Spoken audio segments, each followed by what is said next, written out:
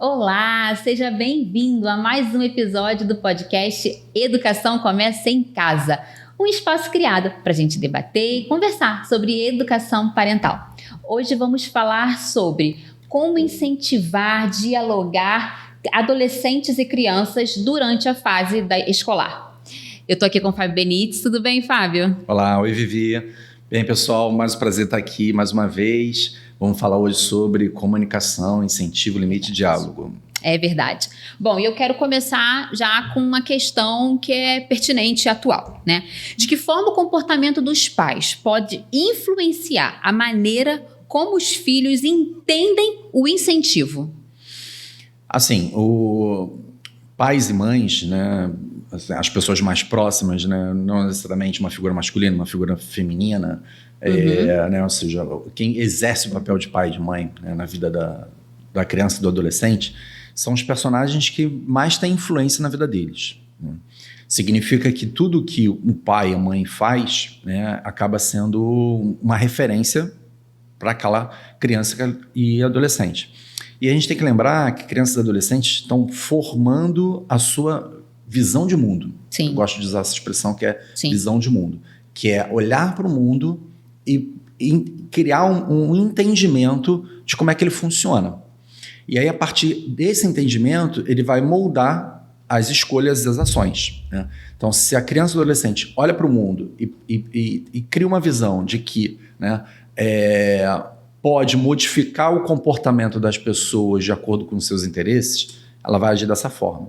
Se ela olha para o mundo e entende que os outros precisam mudar para que ela, né, faça o que bem entende, isso vai influenciar no comportamento. Da mesma forma, né, pegando um exemplo oposto, né, diametralmente oposto, né, se a criança olha para o mundo e percebe que a sua voz não vai ser ouvida, o que ela vai fazer? Ela vai, né, criar um casulo, não vai se comunicar, não vai ter voz, e isso também é ruim, né? E isso tudo é moldado por várias influências externas. É verdade. Né? E a maior delas é exatamente sempre pai e mãe, né? Então o comportamento de pai e mãe ele é decisivo, né? É um tanto quanto estressante quando você como pai e mãe pensa nisso, assim, cara, qualquer coisa que eu faça vai influenciar na vida do meu filho e minha filha. De alguma forma, né? Sim, é isso mesmo. Qualquer coisa que você faça influencia, tudo comunica, né? Tudo ajuda ele a construir isso, né? Mas a gente tem que ver sempre com equilíbrio, né? Entendendo que tem a responsabilidade, mas por outro lado o pai e a mãe também são humanos e vão errar, né? Você acabou de falar, tudo comunica. Já que tudo comunica, a gente sabe que existe, né, o conceito de coerência, né? Quando há incoerência dentro desse exemplo, né? Quando o pai ou a mãe ou o responsável, como você acabou de falar, tem aquele ditado: faço o que eu digo, não faço o que eu faço, né? Como lidar com isso? A incoerência, né, eu acho que é o pior, né, do possível para a vida da criança. Porque assim, se você tem exemplos ruins, coerentes, né, a criança vai olhar para aquilo, né, pode copiar, né, mas em algum momento ela pode pensar assim, cara, mas do outro lado tem outros exemplos. Né? Agora, quando o pai e a mãe são muito incoerentes, né, isso deixa a criança meio perdida, porque ela não sabe se ela segue o que o pai e a mãe pregam ou se ele fica em oposição, ou se ele não concorda, ele critica e ele vai fazer tudo diferente, né? Porque pais e mães que têm comportamento muito ruim, às vezes o filho cria uma ojeriza aquele comportamento e fala assim, cara, eu quero ser totalmente diferente daquilo. Né? Isso é muito comum em adolescente, né? Assim, reprovar o comportamento do pai e da mãe e falar assim, não, eu quero ser totalmente diferente. Então acaba sendo um parâmetro. É um parâmetro negativo, mas é um parâmetro. Mas quando é muito instável, isso dificulta nessa construção de visão de mundo da criança e do adolescente. Eu lembro que eu tenho uma família muito grande, né? A minha mãe tem 11 irmãos, então é muito grande. E eu tenho primos inúmeros, então essa ideia do faço o que eu digo, não faço o que eu faço, já aconteceu dentro da minha casa, né? Eu lembro a primeira vez que, erradamente, eu acendi um cigarro na adolescência, porque meu pai fumava. Então, e a primeira coisa que ele me falou faço o que eu digo, não o que eu tô fazendo, porque isso é errado. E é óbvio que não deu muito certo. Eu, na época, cheguei a experimentar, então foi uma coisa muito incoerente, né? Então, o que você acabou de falar reflete muito na prática, né? Do adolescente observar e ter esse pensamento, né? Criado na cabeça dele. Ou ele vai contra aquilo, né? Vai ser um exemplo negativo, ou ele vai copiar, né? É muito, muito interessante isso. E puxando ainda esse assunto, né? Como desenvolver o hábito de realmente ouvir os filhos? Porque às vezes a gente tem a tendência como adulto, né, a querer ensinar e falar. Eu, se deixar, eu falo por 1 hora direto. Mas como ouvir os filhos, né? Mesmo discordando do que ele está falando. Eu vou reafirmar isso aqui, né, que é uma expressão que eu uso bastante. Pais e mães têm que estar sempre preocupados com 3 elementos na educação dos seus filhos, né? Incentivo, limite e diálogo, né? Então, incentivo é o que você está fomentando, né? O que você está motivando seu filho a fazer, né? O ideal é que ele sempre esteja engajado com alguma coisa, né? Então, uma das preocupações dos pais é exatamente o engajamento. Mas incentivo aqui não é só engajamento, né? Incentivo é de cada situação, né? Então, assim, poxa, você incentiva ele a estudar, você incentiva ele a ter comportamentos éticos, você incentiva ele a ser carinhoso. Então, tudo isso vai ser construído a partir dos incentivos que você dá, tá?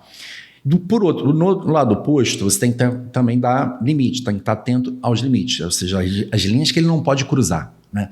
Ele não é um excelente aluno, mas ele pode não estudar nunca, ele pode tirar qualquer nota, ele Sim. pode dormir o dia inteiro. Então, assim, aí você tem que incentivar ele a estudar, mas também do outro lado tem que colocar uma linha de falar assim, pô, daqui tu não pode passar, ou seja, minimamente você precisa fazer isso, tá?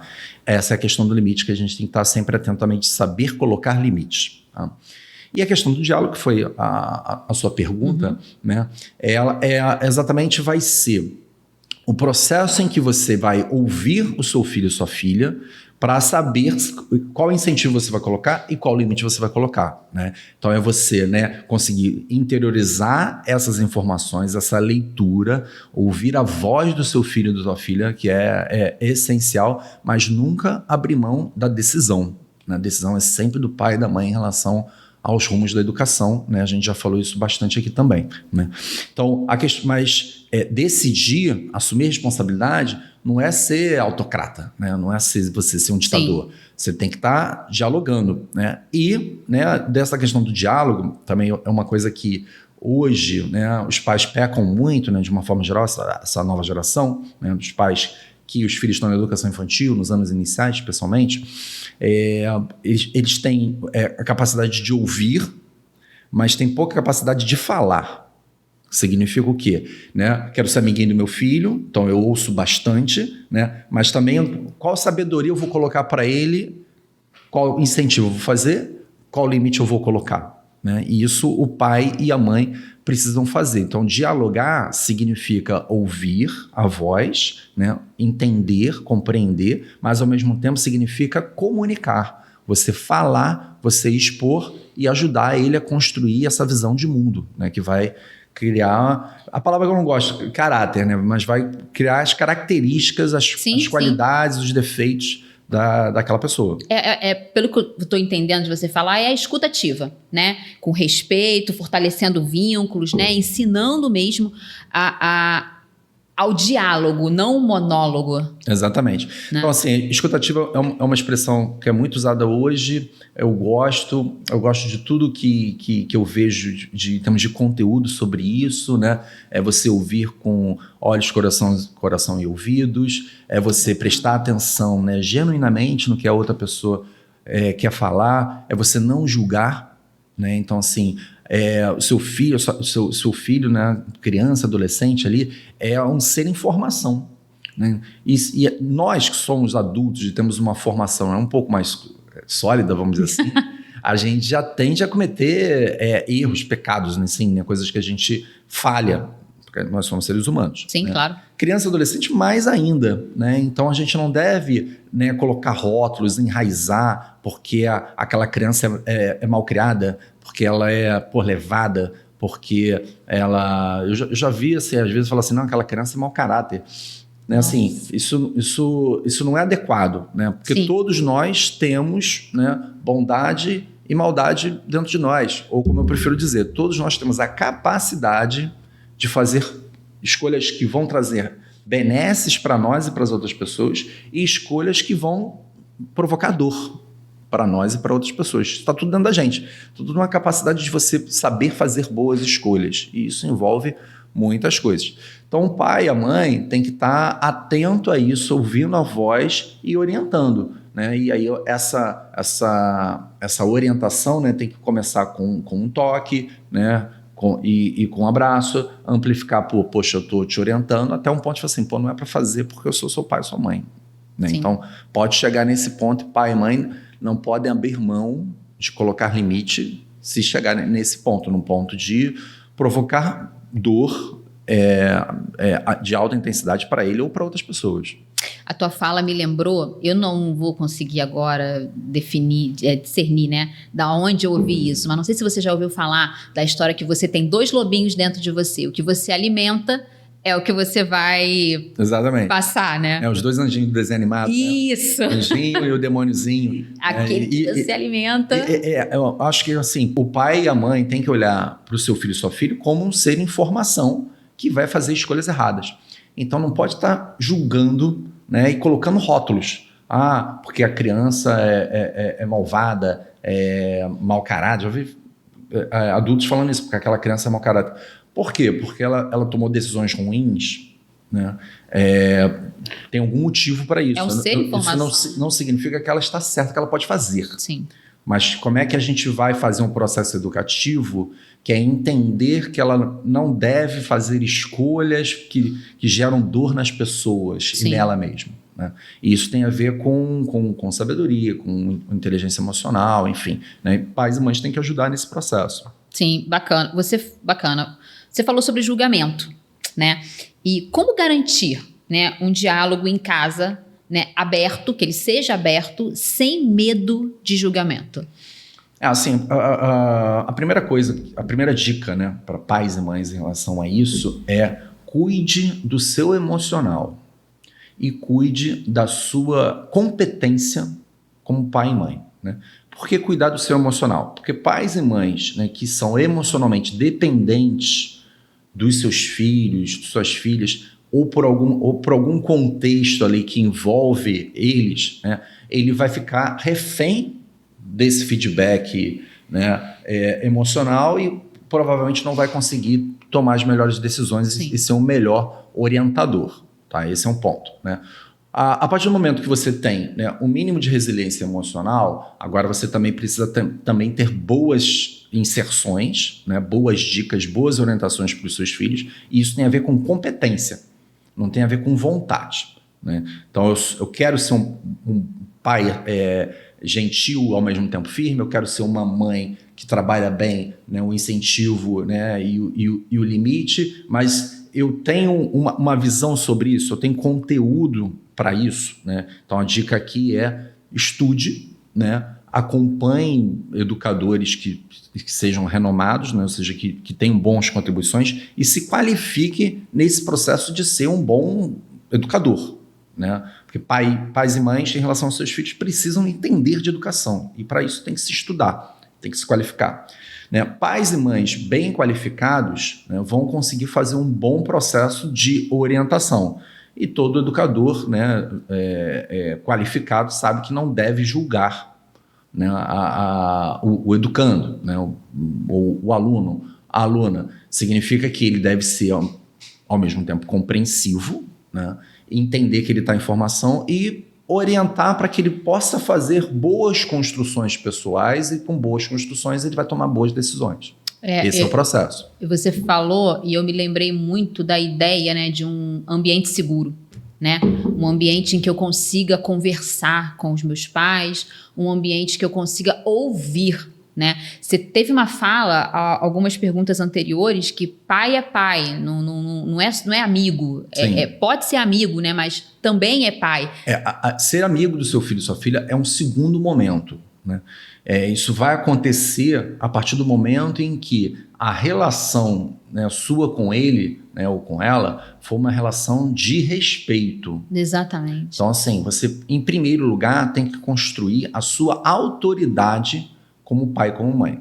Então, assim, ter uma autoridade significa ter uma legitimidade, ou seja, um respeito em que o seu filho e sua filha olha para você e fala assim, poxa, meu pai, a minha mãe, né, sabe o que está fazendo.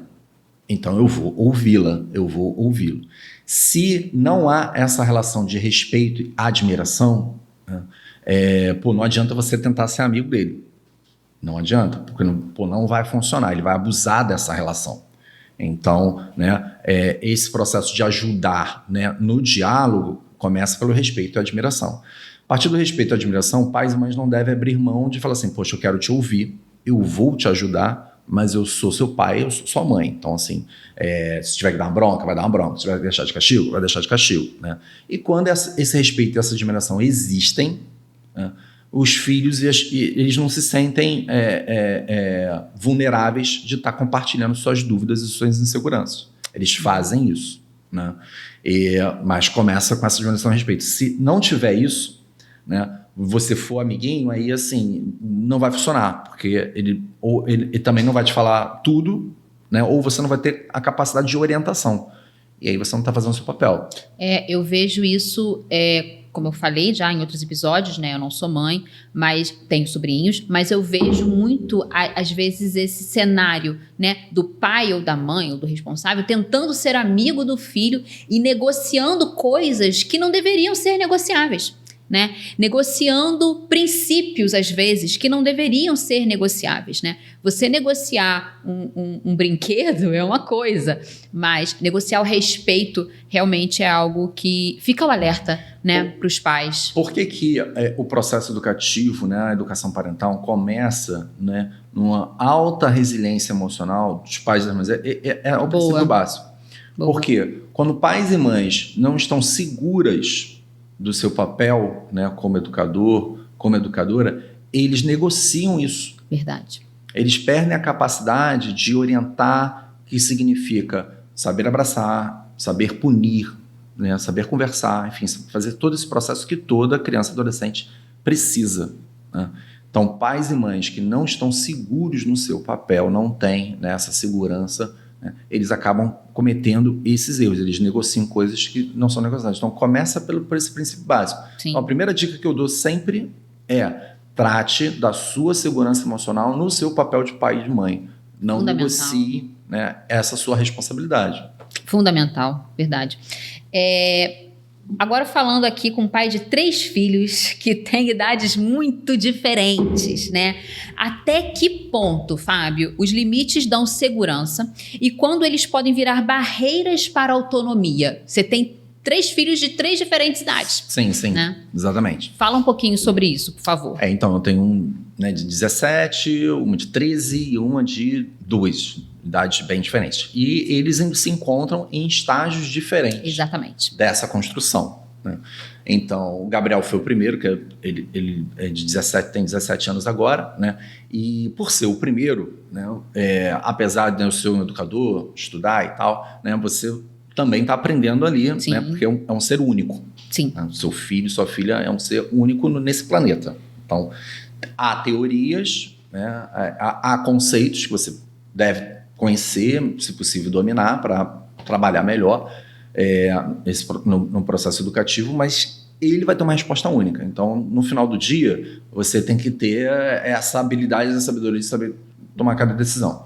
Olhando para os 3, eu vejo que o Gabriel, a gente foi mais rigoroso. Era o primeiro, né, e a gente tinha muito em mente essa questão de incentivo, limite diálogo, enfim. Então a gente acabou sendo um pouco mais rigoroso. Os limites foram mais altos. Os limites foram mais altos, né? E aí, assim, nossa, então ele é uma criança, um adolescente agora, né? Reprimido, né? Infeliz, porque vocês colocaram muito limite nele. Nada assim, tipo, um adolescente super saudável, super inteligente, sociável, super feliz, tem os objetivos claros e tem os seus limites também, entende que tem os limites. Mas por a gente ter feito uma boa construção, quando a gente olha para ele e fala assim, poxa, numa situação complicada, a gente tem confiança de que ele vai tomar uma boa decisão. Então ele tem muita liberdade. Né? De sair, de voltar, de fazer suas escolhas. Eu não pergunto se ele está estudando, né? Eu pergunto o que ele está fazendo, a não ser para demonstrar um genuíno interesse e uma possibilidade de troca de alguém que tem mais experiência que ele. Sim. Tá? A Beatriz foi a segunda, né? Então, a gente olhou para o Gabriel e falou assim, poxa, o Gabriel alcançou, né? Com 4, 5 anos, tinha uma resposta que nós considerávamos adequadas, boas. Então, a gente já conseguiu ser um pouco mais liberal com ela, vamos dizer assim, né? Ser um pouco menos rigoroso, né? Por características pessoais, ela tem facilidades que o Gabriel não tem dificuldades que o Gabriel não tem. Então, a gente vai manobrando aonde a gente entende que ela precisa de um pouco mais de incentivo ou até um pouco mais de proteção, né? E aonde ela precisa de um pouco mais de limite. E vamos trabalhando.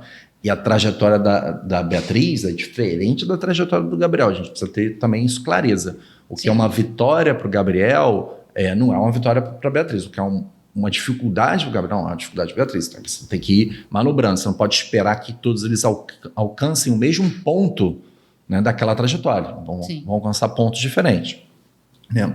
E a Isabela, depois de 10 anos, né, tivemos um outro filho, e aí assim, tudo diferente. Ela também, né, é uma criança diferente, e nesse momento que ela está com 2 anos, quase 3, né, é um momento muito importante da construção da rotina, do respeito diário, né? A gente trabalha muito o conceito de manha, né? E aí a gente vai fazer um podcast só para falar sobre isso, bem importante. E ela já começa a dar respostas que tornam a nossa rotina mais fácil, né? Que criança que faz manha o tempo todo torna a rotina dos pais mais difícil e por consequência dela também, né? Então tem que se trabalhar bem esse conceito de manha, e a nossa avaliação é que ela está indo bem nesse aspecto, que né, a partir dos inputs, dá um pouco mais de tempo, ela já começa a dar a resposta que a gente gostaria para ter uma infância saudável. Bacana, é o equilíbrio, né? Exatamente. É o equilíbrio que deixa os limites claros e flexíveis quando necessário, né? Agora você falou uma coisa interessante que eu vou puxar de novo, né? É possível ser firme nas regras e, ao mesmo tempo, manter uma relação afetiva e próxima? É possível, né?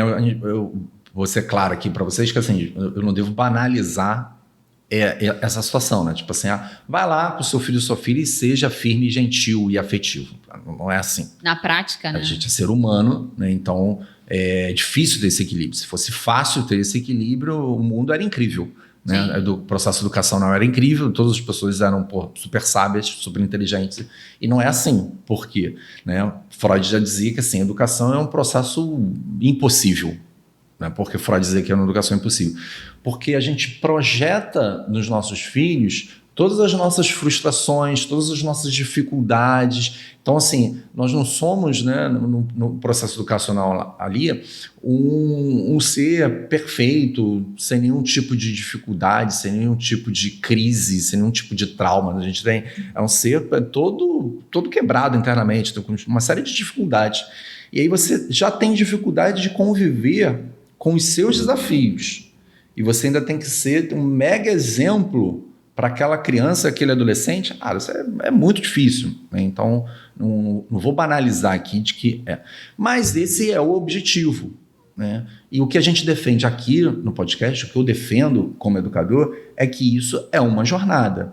E pais e mães que compram a ideia de uma jornada, estudam e procuram melhorar como pais e mães todos os dias, aprendendo um pouquinho, ajustando um ponto, melhorando pessoalmente, porque o pai e mãe que se cuida é melhor para cuidar do seu filho e sua filha, né? Então, primeiro você se cuida, né, para poder cuidar melhor, né? Por isso essa questão da resiliência emocional pessoal é o primeiro princípio básico de tudo, né? Você minimamente tem isso, a gente não deve também tratar assim, não, agora eu sou resiliente emocional, não é isso, assim, mas, poxa, eu estou num status ali, num bom momento. Sim. Então, eu tendo a ser um pai e uma mãe melhor, né? E então, assim, é preciso isso, não é fácil, né? Qual é o caminho? Resiliência emocional para quê? Para que você consiga dizer não e consiga dormir tranquilo. Né? Quando a gente não tem, né, uma boa autoestima como pai e mãe, a gente ou não diz não, ou a gente diz não e carrega uma culpa danada para dormir. E aí, quando a gente leva essa culpa para o travesseiro, a gente acorda no dia seguinte, talvez a gente não tenha a mesma capacidade de dizer não. Né? Aí eu vou querer compensar, vou querer dizer um sim para ter o afeto de volta. Né? Então, não é um processo fácil, mas é o objetivo. Né? O tempo todo, uma outra dica, né? O tempo todo reafirmando, sou seu pai, sou sua mãe, então eu tenho que tomar essa decisão aqui, sim. É sim por causa disso, é não por causa disso. Né? Então, acho que é por aí. Eu entendo certo se eu disser que disciplina não exclui carinho? É por esse lado, né? Não, por esse, não, sim, não, sem dúvida, né? Então, assim, às vezes a gente... Um erro muito comum que eu vejo de pais e mães não quero dizer não. Aí eu vou dizendo sim, né? Assim, já meio com preguiça de encarar aquele desafio de dizer não, né? E aí, aquilo vai me irritando também, né? E aí quando eu digo não, cara, é um não violento. Né? É uma ruptura. E a criança, o adolescente, está sendo guiada por você. Não entende. Aí você, ela tá lá recebendo sim, ela não tá vendo que esse sim é difícil para você, é doloroso para você, ou é porque você tá com preguiça, ou medo de encarar aquele desafio. Para ela é um sim. Então o mundo dela é aquele sim. Aí é um não, uma ruptura. Cara, como assim? É o quê? É incoerente. Então ela, vai sentir. Ela vai sentir. Então, assim, procurar tomar decisões, né, claras, assertivas, né, inteligentes a todo momento, é uma forma de ter esse equilíbrio. E aí, assim, você diz um não pro seu filho ou sua filha quando ele queria um sim, tem um motivo. E você deve sempre buscar dormir tranquilo, que é que se você se esforça o tempo todo, você vai errar, e se você errar, segue a vida. No dia seguinte é uma nova oportunidade de você acertar. Sim. Né? A gente falou ainda há pouco sobre o que é negociável e o que não é negociável, né? E você trouxe o exemplo da responsabilidade, pelo menos foi o que eu entendi. O que funciona melhor para ensinar sobre responsabilidade? Permitir que o jovem, né, a criança, responda pelas consequências, né, sofra as consequências, ou aplicar punição? Então, as duas coisas, né? Assim, o pai e mãe tem que usar das duas situações, né? Assumir as consequências, né? Às vezes acaba para a criança e para o adolescente sendo uma punição, né? Mas você não está punindo para que ela lembre da punição, você está fazendo ela assumir a responsabilidade daquilo e que não lembra. Uma coisa que os pais da nossa geração faziam, né, que hoje você vê muito pouco, né, a criança cometia um erro, né, e aí eu contava para o pai e para a mãe, o pai e a mãe falavam assim, cara, mas isso está absolutamente errado, vamos lá agora pedir desculpa. Eu já passei por isso.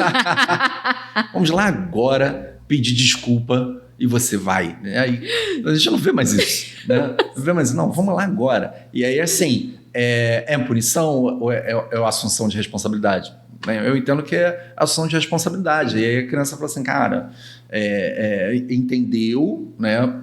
Pode se fazer de má vontade, revoltada, mas assim, é um pouco de doutrinação. Fala assim, cara, você vai fazer isso sempre e você tem que entender que, cara, esse é o erro e essa é a consequência. Né?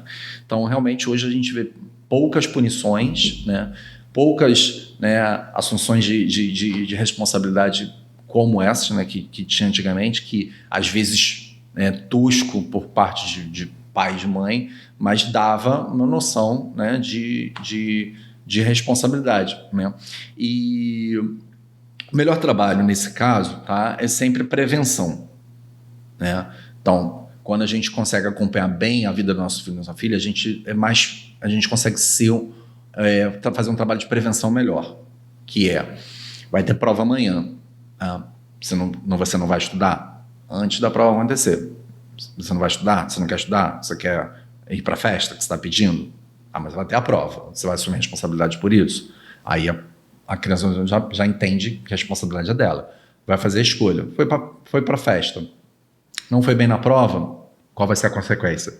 Faz ela assumir a consequência daquilo ali, né? Então, foi um trabalho preventivo, né? Quando a gente não está olhando para aquilo, o filho ou a filha toma a decisão, tem um problema da prova, e muitas vezes o pai e a mãe não conseguem assumir a responsabilidade, né?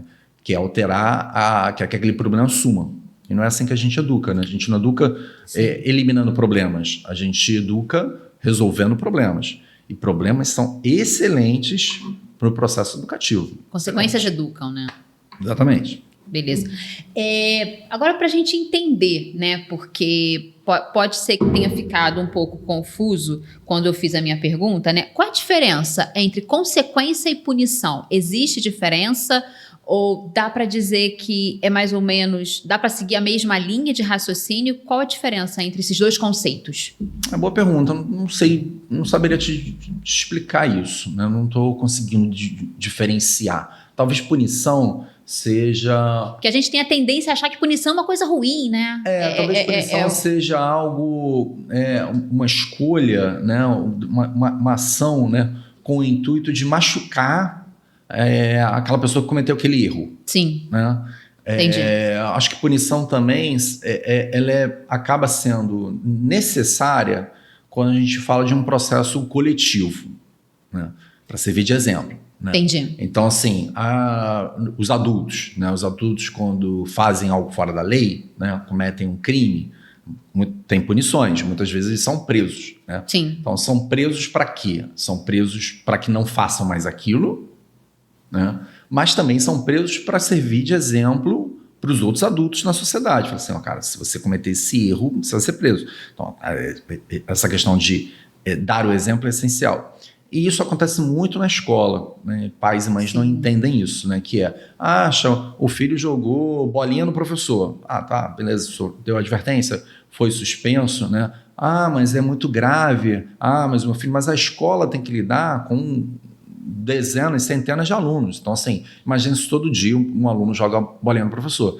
Então, a escola tem que punir ele exemplarmente para que os outros falem assim, cara, se eu fizer isso, a consequência vai ser uma advertência, vai ser uma suspensão. Então, acho que individualmente, né, pais e mães com seus filhos é a mesma coisa. Né? É para não fazer mais, né? Ou seja, um exemplo, né? E gerar essa memória. Né? Bacana, bacana. Quais sinais mostram que o incentivo deixou de ser motivador e passou a gerar ansiedade? É uma boa pergunta, né? Assim, hoje em dia, ansiedade, a gente vive, nós adultos, né? Vivemos muito, né? Situações de ansiedade. Sim. E essa geração tá vendo? E as crianças e os adolescentes também. Sim. Tá? Também acho que a gente deveria gravar um podcast só para falar de ansiedade. Então, eu vou fazer um resumo aqui. Sim. A primeira coisa que tem que ter em mente é que alguma ansiedade é normal na vida. Esse é um ponto. Né? Então, assim, às vezes a gente está muito ansioso e fala assim, poxa, eu tô doente, eu tô ansioso. Não, assim, alguma ansiedade é do ser humano. Tá? Esse é um ponto. Cara, o segundo ponto não é porque alguma ansiedade faz parte de qualquer ser humano que a gente deve tolerar qualquer intensidade de ansiedade ou qualquer período de uma ansiedade que incomoda. Verdade. Então, aqui entra mais uma vez o equilíbrio entre o que eu consigo conviver, né? Porque eu sou assim ou porque é passageiro, né? E o que eu não consigo conviver e eu preciso procurar ajuda. Sim. Tá? Então, a gente tem que conseguir equilibrar isso aqui. Tanto para adultos como para crianças e adolescentes. Mesma coisa, né? A criança hoje fala assim, não, estou muito ansiosa. Pai, mas já fica desesperado. Sim. Nossa, tá doente. Nossa, vamos botar um remédio. Então, não, calma. Então, mostra para ela, cara, a ansiedade é uma coisa normal. Vamos olhar, vamos conversar sobre isso. Vamos ter um equilíbrio, né? Dando uma dica pessoal, né, assim, para mim foi muito revelador, né? Foi muito importante quando eu me percebia uma pessoa insatisfeita. Então, assim, né, quando que eu vou estar satisfeito na minha vida? Nunca. né? Isso é uma coisa que eu me percebi assim e me aceitei assim. E convivo bem com isso. Não gera mais. De acordar todo dia, né? E falar assim, cara, eu quero fazer uma coisa incrível hoje. Né? Não vou aceitar fazer nada mais ou menos. Beleza, eu sou assim, talvez eu vá morrer assim. E me sinto bem desse jeito. Né? Me aceito assim, tipo, acho que eu não vou encontrar esse conforto. E, ok, é o meu jeito de ser. Né? Eu faço coisas boas por causa disso e tenho, né, momentos ruins por causa disso. Mas é da minha essência, eu me aceitei. Quando me aceitei, me ajudou bastante. Os seus filhos da mesma coisa, né? Então, assim, poxa, ele é perfeccionista. Talvez você tenha que tirar um pouquinho a ponto de chegar e falar assim, eu consigo conviver bem com esse meu perfeccionismo. Tá? Né? Poxa, eu sou uma pessoa desleixada, sabe? Talvez ela possa ser, né, desleixada, talvez você tenha que aumentar um pouquinho disso, porque ela, se for uma pessoa desleixada, ela tende a não ter sucesso na vida e, enfim, todo mundo quer ter, né, um menino de sucesso. Né?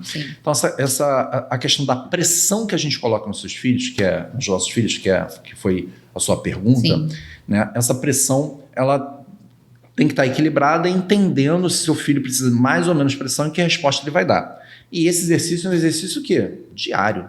Todos os dias a gente coloca um pouco ou tira a pressão. A gente vai dialogando e vai colocando e vai orientando, entendendo o que é a trilha de cada um, né? Ou seja, que tipo de pressão o seu filho e sua filha suporta naquele momento. Em outro momento pode ser uma outra resposta. Sim. Então é uma escolha diária que se faz. Você acredita que essa pressão, ela pode afetar a autoestima ou a autonomia? Sim. Então, assim, tudo que a gente faz com os nossos filhos, né? Cobrar, abraçar, informar, né? Dar bronca, colocar de castigo, enfim, né? Tudo isso impacta na estima dele e nessa aceitação dele. Tudo, mais uma vez, não é pra gente ficar neurótico, ficar sem dormir por causa disso. Sim. É o nosso papel. Então tem que ver com o equilíbrio. Se você não faz nada, influencia. Se você está o tempo todo falando com ele, influencia. Então tudo que a gente faz influencia.